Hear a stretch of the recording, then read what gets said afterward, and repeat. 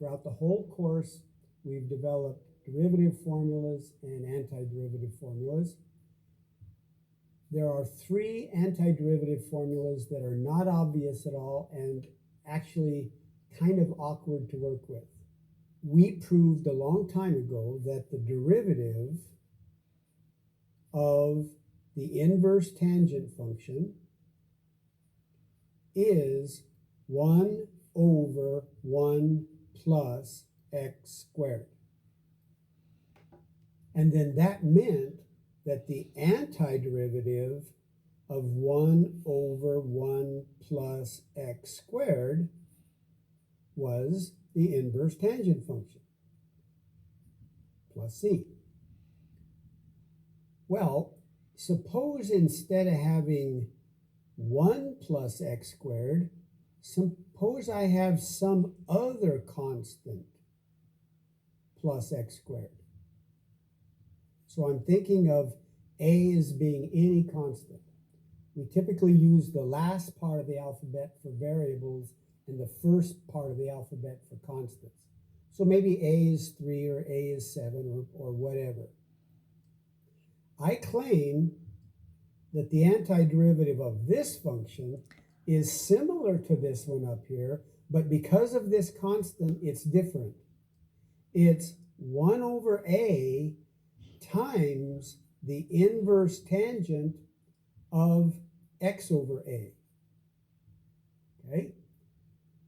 Well, let me prove that to you, plus c, of course. It's easy to prove because all I have to do is take the derivative of this and see if I don't get that. So we're going to take the derivative of 1 over a times the inverse tangent of x over a. The derivative of plus c is 0, so I don't have to worry about this, but I have this 1 over a out in front, so it stays out in front. The derivative of the inverse tangent is 1 over 1 plus x over a squared. But now the chain rule says you got to multiply by the derivative of the thing inside. And x over a is the same as 1 over a times x, so the derivative of the thing inside is just another 1 over a. Well, 1 over a times 1 over a is 1 over a squared. And x over a quantity squared is the same thing as x squared over a squared. So look what happens if we go ahead and distribute this a squared.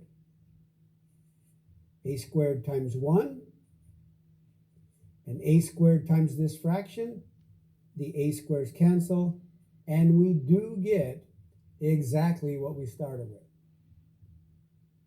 So this answer would not been correct if we hadn't had that 1 over a out in front. Now there's a corresponding formula for the inverse secant and the inverse sine, and just to save time, I have listed them on this piece of paper. I want you to study those three formulas. This is the one we just did, except I did make one more change. Instead of calling it x, I called it u, to help you remember that this could be a whole function of x as long as its derivative was up here. If u was, for example, the sine of x, then du would be the cosine of x dx. So this is the one that we just did. Here's the corresponding formula for the inverse sine function. And the thing to notice about it is there's no 1 over a out in front. You don't need the 1 over a to turn this one into a true statement. And then here's the one for the inverse secant. You need the 1 over a out in front, and remember you need those absolute value bars like we talked about before. Now look at the three left-hand sides and notice that this one says constant minus variable. This one says variable minus constant. And this one says constant plus variable, and there's no square root sign. So given a particular problem, you should be able to tell which of these three formulas to use. So before class, I made up 3 examples. And so I made an example of each type. And this one says constant minus variable. And so that must be a type 2 problem, constant minus variable. I expect to get an answer that looks like this. But I've got some work to do because, first of all, if this is a squared, then that means that a is 5. If this is u squared, that means that u is x cubed, because x to the 6 is just x cubed squared. But remember, my formula needs to have du. So just like when we were doing u substitutions, I take the derivative of this and I get 3x squared. So du is 3x squared dx. So now I come back over here and I say, here's a squared, here's u squared, and here is almost du. But du has 3x squared. Oh, well, constants I can take care of. I can supply a 3 as long as I compensate with a 1/3. And now this formula fits my inverse sine exactly. A squared minus u squared, we get the inverse sine of u over a plus c, but we did have to supply that 1/3 out in front. So there's the answer for the first problem. Second problem, I see a plus sign. That tells me it must be a type 1 problem, plus sign. A squared plus u squared, this must be a squared. So that tells me a is the square root of 5. This must be my u squared. So u must be x, and if u is x, du is 1 dx. And I have that, 1 dx. So this is a no-brainer. I don't have to do a thing here. I just have to know the formula. And for the inverse tangent, there was a 1 over a out in front. And then u over a plus c.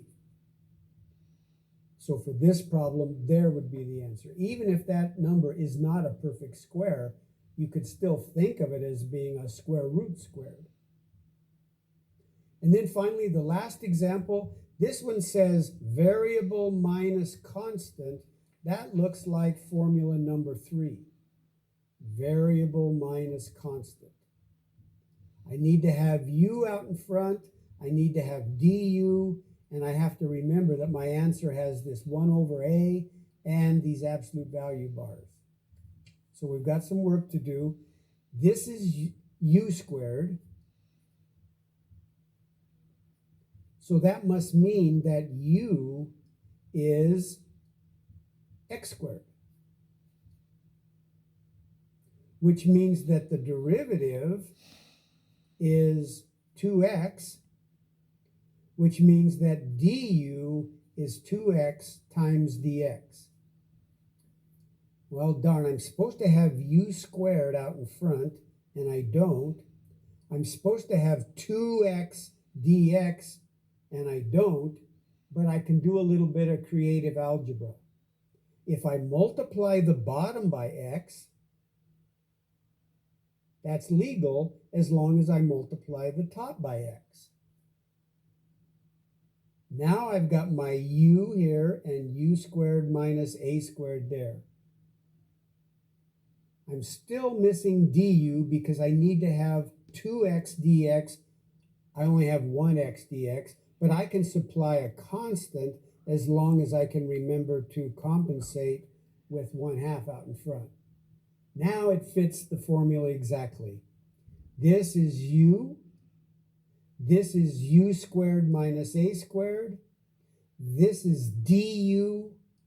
And so my answer is 1 over a would be 2, times the inverse secant of the absolute value of u over a, but we had to supply this other 1/2 out in front. So actually there's a 1/4 out in front. And actually in this problem, we wouldn't need the absolute value bars because x squared is going to be a positive number anyway, no matter what x is. So you could write this answer this way.